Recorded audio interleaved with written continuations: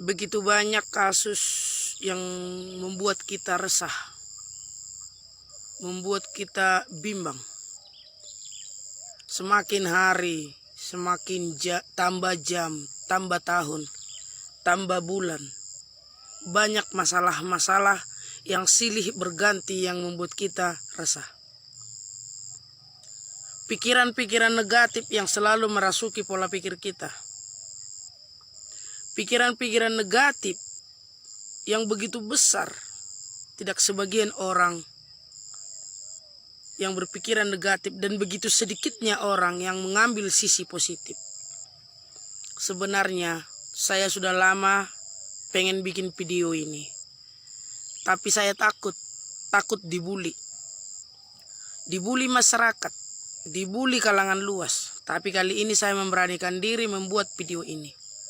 Untuk itu saya minta tolong, kali ini no bully. Kita ambil sisi positifnya aja.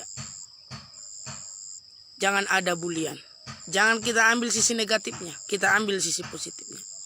Jadi pembahasan sekarang yaitu tentang guru. Tentang guru. Kita akan membahas guru. Topik kali ini guru.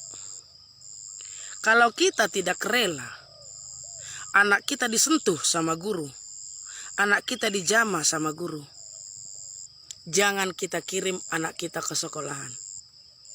Kita tinggal bikin sekolah sendiri, PAUD sendiri, perpustakaan sendiri, buku cetakan sendiri. Kalau kita memang tidak rela. Jadi tergantung kita menyikapinya. Kita bikin laboratorium sendiri. Suka-suka kita. Kalau emang kita tidak rela anak kita disentuh oleh guru. Dalam kasus ini saya akan membahas tentang guru. Ini bukan masalah menyalahkan, menyudutkan atau pembelaan. Saya tidak membela guru dalam kasus ini. Cuman yang saya mau, kita kirim anak kita ke sekolah, otomatis kita terima konsekuensi, kedisiplinan, pendidikan yang diberikan sekolahan kepada anak kita. Kita terima. Saya tidak membela guru, tidak. Ini saya tegaskan sekali lagi, ini bukan masalah pembelaan atau menyalahkan. Jika memang terjadi hal-hal yang tidak diinginkan, ada baiknya kita telusuri dulu. Kita lihat dulu titik perkaranya. Kenapa si guru mencubit ibarat kata siswa tersebut? Ini satu keresahan yang buat kita. Suatu keresahan di luar nalar pikiran kita. Ini betul-betul meresahkan kita. Zaman saya dulu. Ini otot saya ini dicubit guru. Tapi saya takut mengadu sama orang tua. Kenapa? Karena saya tahu semakin saya mengadu kepada orang tua saya tentang hasil cubitan yang saya terima ini, saya bukannya dibela, malah saya yang dipojokkan. Kamu nggak mungkin dicubit kalau kamu baik. Begitu kata orang tua saya. Kamu tidak bakalan mungkin dicubit kalau kamu pintar. Kamu dicubit guru karena kamu salah. Jadi saya tidak pernah bisa mengadu kepada orang tua. Walaupun saya sudah dicubit lebam, begitu sakit, cubitannya begitu sakit. Karena saya sadar, saya dicubit emang karena saya salah. Guru bilang kepada saya, kamu jangan terlambat, saya malah terlambat. Guru bilang kepada saya, itu baju masukin, blus, saya malah keluarin. Guru bilang kepada saya, ini tugas harus dikerjakan. Saya malah tidak kerjakan. Wajar dong kalau saya dicubit, wajar.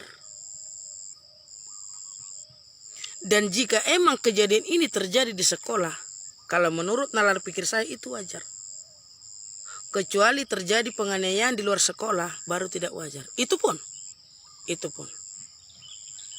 Saya sudah bilang tadi, kita telusuri dulu. Jangan sedikit-sedikit anak mengadu, kita menanggapi. Kita lihat dulu titik perkaranya. Ini dulu, tangan saya ini sampai lebam. Sampai lebam. Dipukul pakai belewas panjang. Mungkin kalau seangkatan saya, pasti masih ingat kejadian di sekolah ini. Sampai lebam ini kuku saya dipukul. Betis. Ini sampai lebam dicubit. Tapi saya nggak pernah mau berani mengadu kepada orang tua saya. Karena apa? Karena saya tahu bukan mereka yang disalahkan, tapi saya. Jadi untuk itu maksud saya di sini, emang kalau kita nggak rela anak kita mengikuti jalur-jalur pendidikan kedisiplinan yang ada di sekolah itu, kita nggak usah kirim anak ke sekolahan. Bikin perpustakaan sendiri, bikin kelas sendiri, bikin buku sendiri, ciptakan rapot sendiri, nilai bikin sendiri. Mau dia 3 tahun lulus SMP, tergantung kitanya lulus. Dia mau 3 tahun juga di SD, mau 3 bulan langsung wisuda, kita bisa bikin sendiri. Masalahnya sekarang, sedikit-sedikit kita menanggapi apa yang diadukan anak kepada kita. Kita tidak tanya. Enggak, jarang orang yang bertanya, kamu kenapa? Kenapa kamu dihukum guru? Jarang orang tua yang bertanya seperti itu. Mereka hanya mengandalkan otot. Jadi jangan mentang-mentang otot kita besar. Kita preman di terminal. Kita preman di pool. Merasa ini guru jauh di bawah kita. Kita punya jabatan. Sedikit-sedikit apapun yang diadukan kepada anak kita, kita langsung tanggapi 100%. Lihat, telusuri, jejaki dulu. Kenapa? Kenapa ini sampai terjadi? Jadi tolong, sedikit dari kita tolong menganalisa ini. Jadi besok-besok jika guru membiarkan murid salah nggak ditegur, salah nggak dimarahi, mau dia kerjain PR bodo amat, mau dia rapi bodo amat, dia hanya memikirkan bodo amat, yang penting gaji saya datang. Kenapa? Dia takut dituntut. Dan jika ini terjadi, inikah yang kita mau? Ini yang kita mau. Guru itu merasa bodoh amat kepada siswa. Buat apa kita kirim anak ke sekolahan? Kita punya pengharapan bahwa anak kita kirim ke sekolahan agar dia menjadi orang yang pintar, orang yang bijak. Jadi jika besok-besok guru itu merasa lepas tangan atas kejadian-kejadian apa yang dialami oleh siswa, mereka bodoh amat. Hidup mereka hancur, brutal. Ini yang kita mau. Masa depan seperti ini yang kita inginkan. Kenapa? Dia takut nanti salah cubit, dikit ngadu, dia ditindak. Salah cubit, dia diproses, dia dipecat. Dia juga memikirkan hidupnya. Seorang guru itu mengambil suatu kedudukan ini bukan hal yang gampang loh. Dia juga proses. Jadi belum tentu dia korbankan profesinya, belum tentu dia korbankan kedudukannya.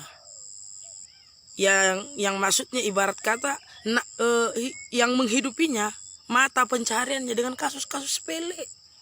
Kita lihat. Kita jangan berpikirkan anarkis dan kriminal. Telusuri, kenali karakter anak. Kenali semua karakter anak. Ada anak yang harus dikasari. Ada anak yang gak bisa dilembekin. Jadi kenali karakter anak kita. Anak di sekolah berapa jam? Di rumah berapa jam? Kelamaan anak di rumah. Waktu anak lebih banyak di rumah daripada di sekolah. Berarti kita udah betul-betul mengenali karakter si anak.